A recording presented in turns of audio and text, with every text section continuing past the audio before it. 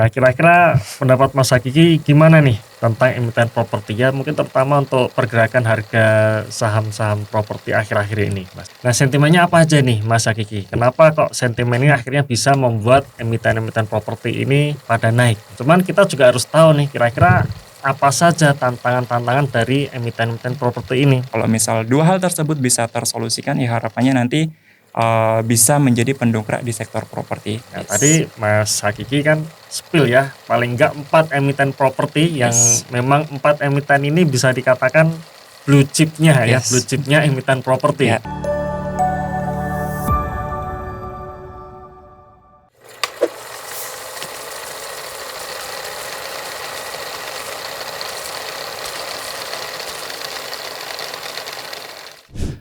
Halo teman-teman investor, ketemu lagi ya di sesi The Investor Talk, dan kali ini saya undang salah satu tim analis dari The Investor yaitu Mas Hakiki ya, yang dimana pada podcast kali ini kita akan membahas salah satu saham ya, yang dimana saham ini juga ada di dalam The Investor Portfolio tentunya ya. Nah, kita akan bahas sekilas ya mengenai prospek dari emiten ini ya.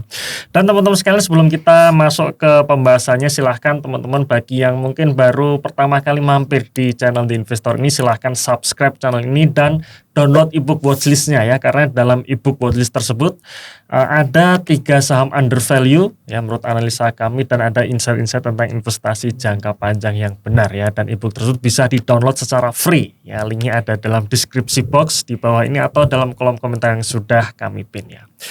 Oke, nah teman-teman sekalian ya, kita langsung masuk saja ya mengenai emiten properti ini, Mas Hakiki ya.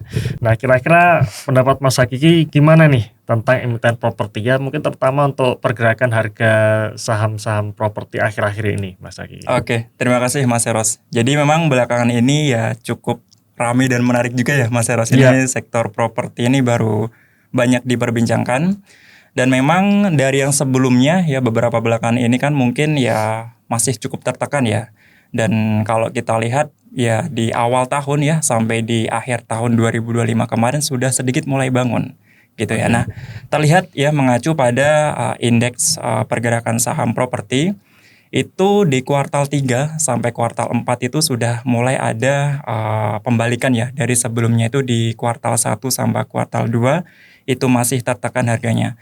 Dan khususnya di awal tahun 2026 ya Mas Eros, ini saham sektor properti itu mulai ada kenaikan yang lumayan signifikan gitu ya, terlihat dari pergerakan indeks saham properti secara keseluruhan. Dan kalau kita lihat ya misalnya contoh ya saham-saham seperti Summarecon gitu ya, terus BSDE, Ciputra dan juga Pakuwon itu secara year to date itu udah mengalami angka kenaikan yang positif ya Mas Eros. Bahkan di pertengahan bulan Januari 2026 itu sampai ada yang tembus di double digit ya secara year to date. Itu mungkin pergerakannya Mas Eros. Iya. Oke, nah indeks properti ya sudah naik cukup oke ya. Iya. Nah, pasti kan kita bicara mengenai harga saham yang naik ini kan ada katalisnya ya, atau ada sentimen-sentimennya. Nah, sentimennya apa aja nih Mas Hakiki? Kenapa kok sentimen ini akhirnya bisa membuat emiten-emiten properti ini pada naik? Oke. Jadi tentu ada kenaikan harga di sektor properti, ada alasannya gitu ya Mas. Nah, terutama itu ada dukungan fiskal sama moneter Mas. Jadi ada combo di dua hal tersebut. Nah, fiskal ini apa? Jadi dari pemerintah itu memperpanjang PPNBT Mas Ros, atau pajak pertambahan nilai yang ditanggung oleh pemerintah itu sebesar 100%.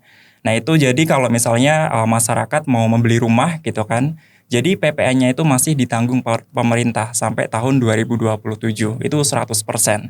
Nah, makanya katalis tersebut itu bisa memberikan efek yang bagus, katalis yang bagus terutama untuk sektor properti.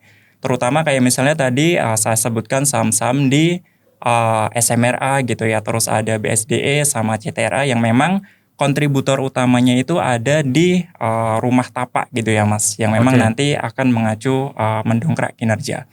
Nah, menariknya lagi adalah salah satu saham ini ya, ada Pakuwon yang memang secara recurring income-nya itu kontributor terbesar ya Mas kalau kita lihat. Nah, itu juga terdampak adanya PPNDTP gitu ya. Jadi marketing sales dari Pakuwon ini di kuartal 3 2025 kemarin itu adanya PPNDTP ini bisa membantu gitu kan, bahkan sampai di 73%-nya. Jadi sangat membantu marketing sales dari adanya PPNDTP ini, terutama untuk saham Pakuwon. Padahal kalau kita lihat sendiri Pakuwon ini kan kontributornya lebih kepada recurring income gitu ya. Iya. Dan dari sisi tapak rumahnya itu lebih kepada di 20% ya, maksudnya lebih kecil gitu ya dibandingkan recurring income-nya. Nah, di situ tentu bisa memberikan katalis yang bagus. Nah, selain itu dari sisi moneternya ya Mas Eros, itu ada dari Bank Indonesia ya, yang memang kalau kita lihat secara suku bunga udah cenderung mengalami penurunan gitu ya. Kalau kita lihat di tahun 2025 kemarin itu sudah dipangkas 5 kali sendiri Mas Eros. Oke. Nah, dari situ tentu membawa kabar positif ya untuk proyeksi ke pasar bahwa ya suku bunga turun gitu ya, acuannya nanti orang-orang dari segi KPR-nya pun juga mengalami penurunan. Otomatis orang yang mau beli itu secara KPR itu lebih ringan gitu ya Mas, secara nominal persen KPR-nya.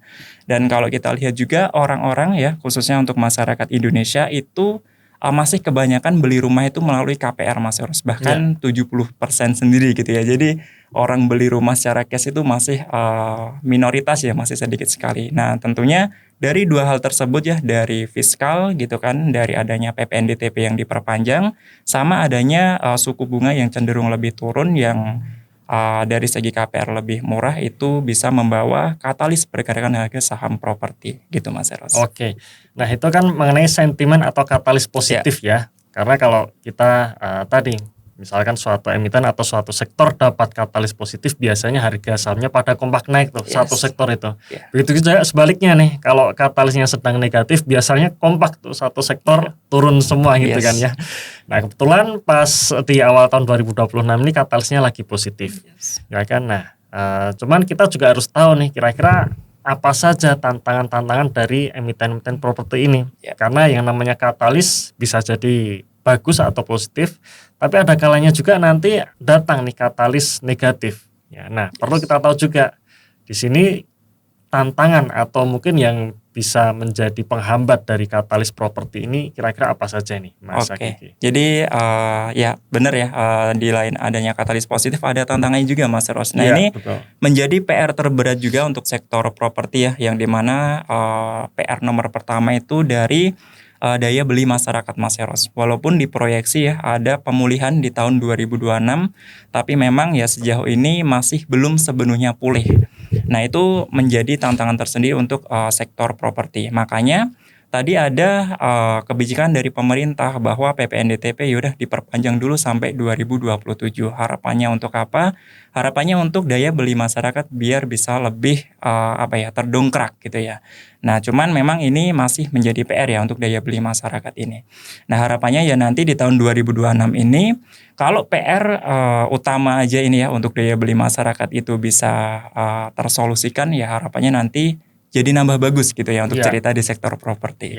Nah, setelah itu untuk tantangan bagi properti ya, yang nomor 2 itu adalah soal perizinan Mas Eros. Jadi dari sektor-sektor properti ya, kalau misalnya mau bangun perumahan atau rumah ya, ini menjadi hambatan tersendiri ya. Jadi agak sedikit kompleks dan panjang untuk perizinannya. Ya, jadi dari Real Estate Indonesia ya atau REI, yaitu mereka itu mencatat ya ratusan proyek yang bahkan tidak sampai selesai gitu ya, yang dimana ya masalah perizinan tersebut kayak gitu. Nah, memang ini menjadi kompleksitas tersendiri yang memang ya harapannya nanti dari segi moneter pun pemerintah bisa mendukung kebijakan tersebut. Jadi dari daya belinya masyarakat gitu ya, terus dari soal perizinan, kalau misal dua hal tersebut bisa tersolusikan ya harapannya nanti bisa menjadi pendongkrak di sektor properti. Namun untuk saat ini masih menjadi tantangan itu Mas Aras. Jadi gongnya terutama di sini ya. Iya, betul sekali. Daya beli dan juga perizinan. Iya. Dari sisi makronya sudah oke, harapannya makronya ini bisa mendorong ke mikronya ya, yaitu daya beli ini tadi. Betul. Oke, nah itu mengenai katalis ya Mas Hakiki ya. Cuman tidak menutup kemungkinan juga kalau misalnya kita mau beli suatu saham ya, atau kita mau invest, khususnya untuk investasi jangka panjang, kita perlu tahu juga nih kinerja ya, kondisi kinerja dari emiten-emiten yang ingin kita beli. Nah, Yes. tadi Mas Hakiki kan spill ya, paling enggak 4 emiten properti yang memang 4 emiten ini bisa dikatakan blue chip-nya ya, blue chip-nya emiten properti. Ya. SMRA, BSDE, Pakuwon sama CTRA ya. Boleh di-spill Mas, kira-kira kinerja dari 4 emiten tersebut sampai yang terbaru saat ini seperti apa? Oke, jadi untuk kinerja dari laba bersih ya Mas Eros dari keempat emiten tersebut itu bervariatif ya. Dan memang itu cenderung menyesuaikan dengan dari segmennya. Nah, kalau kita lihat dari SMRA itu laba bersih ya di kinerja terakhir di 9 bulan pertama atau kuartal 3 itu di 549 miliar Mas Eros. Artinya kalau dibandingkan dengan periode tahun 2024 yang sama itu masih minus di 41%. Ya itu melihat karena memang dari tahun 2025 sendiri itu kan ya daya beli masih tergolong lesu ya Mas Eros. Itu sangat terdampak sekali karena kontributor SMRA itu kan lebih ke rumah tapak alas gitu ya Mas Eros, yang memang itu menjadi tantangan untuk SMRA. Nah, setelah itu dari CTRA atau Ciputra itu berbeda Mas Eros untuk di kinerja di 9 bulan pertama tahun 2025 itu positif di 27%. Menjadi 1,6 triliun Mas Eros, dari sebelumnya itu di 1,2 triliun. Nah, kenapa CTRA atau Ciputra ini berbeda? Karena dari manajemen CTRA ini lebih mainnya defensif Mas Eros, lebih hati-hati. Oh, ini melihat dari daya beli masyarakat yang belum sepenuhnya pulih, jadi lebih ke defensif untuk proyek-proyeknya nanti dulu agak ditunda. Nah, makanya dari efisiensi tersebut bisa mengakibatkan laba bersih itu positif di 27%. Nah, setelah itu ada BSDE Mas Eros. Nah, itu di 9 bulan pertama tahun 2025 itu masih negatif juga ya, masih tertekan di angka 1,3 triliun atau minus turun ya di 50% dibandingkan dengan di tahun 2024 gitu ya, sebesar 2,7 triliun. Ya ini kurang lebih sama dengan SMRA karena kontributor terbesarnya itu ada di rumah gitu ya, rumah tapak, makanya dengan daya beli yang masih lesu ini menjadi tekanan tersendiri. Nah, terus yang terakhir ada Pakuwon atau Pewon. Nah, Pewon ini juga cukup berbeda ya dari Pewon ini karena memang kontributor terbesarnya itu ada di recurring income-nya ya Mas Eros. Jadi memang untuk 9 bulan pertamanya ini masih ada kenaikan di 4% ya, menjadi 1,7 triliun dari sebelumnya di 1,6 triliun. Jadi P1 ini istilahnya terbantu ya di tengah adanya daya beli masyarakat yang masih lesu, tapi karena 80% kontributor ke pendapatannya itu dari recurring income-nya ya dari mall, hotel dan sebagainya. Jadi cukup terbantu untuk kinerja P1 tersebut Mas Eros. Nah, itu mungkin untuk laba bersihnya. Nah, menariknya ini ada kalau kita bicara properti itu ada marketing sales Mas Eros. Nah, ini cukup kita ketahui juga gitu ya.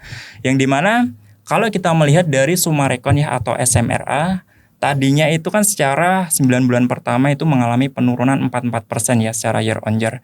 Nah, dari marketing salesnya ini menarik sekali Mas Eros untuk Sumarekon gitu ya.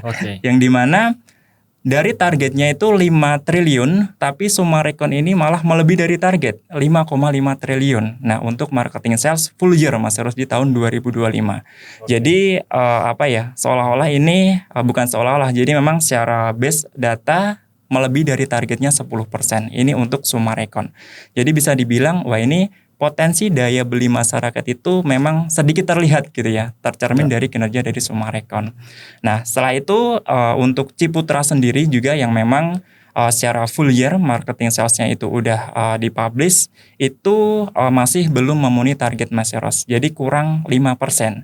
Dalam artian targetnya itu di 10 triliun, ya dari CTRA ini baru melampaui di 9,5 triliun. Jadi kurang 5% gitu ya. Jadi masih 95% dari target itu untuk CTRA.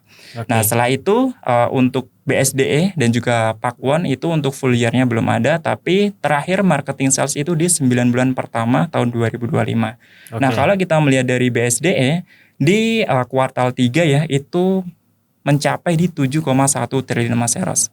Dan dengan targetnya itu ada di 10 triliun alias ya udah melampaui 71% seperti itu.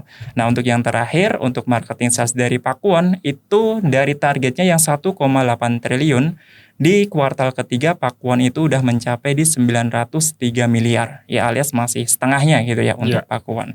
Nah, itu mungkin untuk marketing sales ya Mas, untuk gambaran secara kinerja perusahaan properti. Oke, ini menarik ya Mas Hakiki. Jadi tadi Mas Hakiki cerita bahwa ada kinerja yang sudah rilis, yaitu posisi Q3 2025 dan ada marketing sales. Nah, ini khusus buat teman-teman yang pegang emiten properti harus tahu juga nih ya, bahwa yang emiten yang rilis laporan keuangan itu adalah posisi Q3 2025 di mana itu adalah masa lampau. Ya, nah, maka kita sebagai para investor harus menganalisa prospeknya bagaimana. Kalau prospeknya bagus, ya bisa jadi emitennya menarik, karena ketika kinerja rata-rata kan bisa dikatakan 2025 ini lesu ya. Emiten-emiten pada turun labanya, harga sahamnya pada turun, tapi kalau prospeknya bagus berarti ada potensi turnaround di situ. Nah, salah satunya adalah bisa melihat dari marketing sales. Karena ibaratnya marketing sales ini adalah penjualan properti yang belum dibukukan menjadi pendapatan. Nah, jadi ketika ada marketing sales yang naik berarti ada potensi nih bahwa nanti kinerja 2026 kemungkinan bisa pulih. Kira-kira gitu ya Mas. Jadi wajib sekali buat teman-teman yang pegang emiten properti juga perlu mengetahui tentang marketing sales ini. Nah, tadi kita bicara mengenai kinerja ya Mas Hakiki. Nah, sekarang kita bicara mengenai valuasinya. Nah, gimana nih kira-kira valuasi dari keempat emiten tersebut Mas Hakiki? Jadi untuk valuasi, karena memang terlihat 2025 ini menjadi tahun di hukumnya juga ya untuk sektor properti Mas Eros. Jadi mayoritas masih cenderung murah ya Mas, untuk terutama untuk 4 saham properti tersebut. Ya, kalau kita lihat untuk Summarecon sendiri SMRA di PBV atau price to book value saat ini itu masih di 0,57 kali gitu kan. Sedangkan kalau kita melihat untuk rata-rata PBV 5 tahun itu ada di 1 kali. Jadi memang masih di bawah harga rata-rata PBV 5 tahun gitu. Nah, untuk CTRA sendiri gimana gitu ya. Nah, untuk CTRA juga masih di bawah harga PBV rata-rata 5 tahunnya. Sekarang ini PBV-nya di 0,7 kali Mas Eros untuk CTRA. Nah, untuk BSDE sendiri juga masih di bawah ya, di angka atau di level 0,46 kali. Nah, sedangkan untuk yang Pakuwon sendiri juga masih di bawah rata-rata nilai PBV-nya selama 5 tahun, yaitu saat ini masih di angka 0,82 kali. Jadi memang secara price to book value untuk 4 saham properti tersebut masih cenderung murah ya Mas, bisa dibilang seperti itu, belum sampai 1 dan masih di bawah harga rata-rata price to book value selama 5 tahun. Itu untuk price to book value-nya. Nah, begitupun juga dengan PI-nya Mas Eros, atau price to earning ratio gitu ya. Yang dimana ini secara mayoritas juga masih di bawah harga rata-rata per selama 5 tahunnya Mas Eros. Dimana kalau untuk SMRA sendiri pernya masih di 6,77 kali, sedangkan untuk rata-rata 5 tahunnya itu di 16,72 kali. Jadi setengahnya sendiri lebih gitu Mas Eros. Nah, untuk Ciputra atau CTRA itu current PI rasionya itu di 8,3 kali, sedangkan untuk average-nya di 5 tahun itu di 9,6 kali. Nah, untuk BSDE itu untuk pernya juga masih menarik, itu di 7,44 kali Mas Eros, sedangkan rata-rata per secara 5 tahun itu di 9,43 kali. Dan untuk P1 sendiri atau Pakuwon itu untuk pernya juga masih di angka 7,81 kali, sedangkan untuk rata-rata per selama 5 tahun itu ada di 11,24 kali. Jadi secara valuasi, price to book value dan juga PI ratio itu memang masih cenderung murah, bisa dikatakan begitu Mas Eros. Cuman memang tadi ya masih terdapat tantangan, yaitu masih harus kita pantau secara terus-menerus. Itu Mas Eros. Valuasi rata-rata under value ya, tapi tetap kita harus pegang pada prospek emitennya. Betul. Ya. Nah, teman-teman sekalian, menarik sekali ya kita bahas mengenai emiten properti di podcast kali ini dengan Mas Hakiki ya. Dan sekali lagi bahwa podcast ini tidak bermaksud untuk merekomendasikan emitennya ya. Karena tadi kita spill 4 emiten ya. Di mana ada SMRA, PWON, kemudian BSD dan juga CTRA ya. Dan kita bahas kilas mengenai kinerja, valuasi dan juga prospeknya. Tapi bukan berarti itu adalah rekomendasi beli atau jual ya. Beli atau jual tetap tergantung teman-teman masing-masing ya. Oke, terima kasih teman-teman sudah menonton The Investor Talk sampai akhir ya. Kita ketemu di podcast selanjutnya. Ya, terima kasih dan sampai jumpa.